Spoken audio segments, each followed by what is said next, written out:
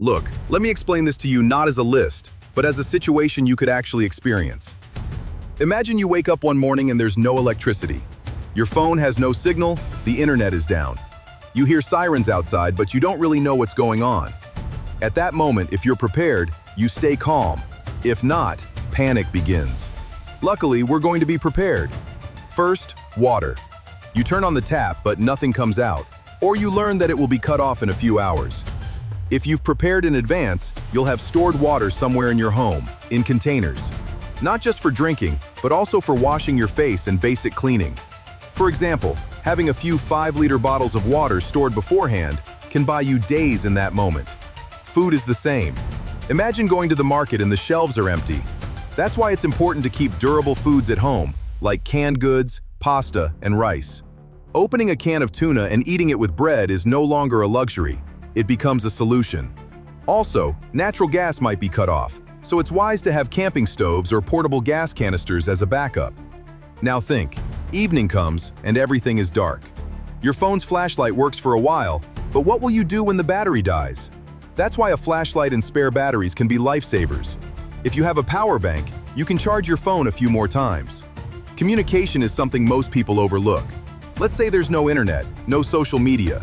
How will you know what's happening? That's where a small battery-powered radio comes in. It might become your only source of information, what areas are safe, what you should do.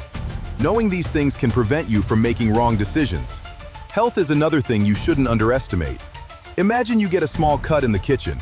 Normally, you wouldn't care much. But in that moment, going to a hospital might not be possible. If you have a first aid kit at home, you can clean and dress the wound immediately. It's also important to have basic medications. For example, a pain reliever like paracetamol can help you stay on your feet if you have a fever or a headache. Simple but effective precautions can make a big difference. Now imagine it's a cold day, and the heating isn't working. At that point, a blanket or a sleeping bag is not just for comfort, it becomes a survival tool. Dressing in layers and preserving body heat is very important. Even a raincoat can protect you from both rain and wind. Small tools. People tend to underestimate them the most. But with a pocket knife, you can open cans, cut things, or fix something. With a lighter, you can start a fire. With strong tape, like duct tape, you can temporarily repair something broken.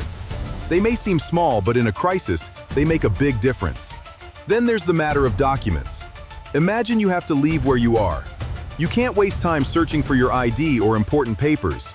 Everything should be ready in one place. If possible, keeping digital copies is also a smart idea. And having some cash on hand is important too, because cards may not always work.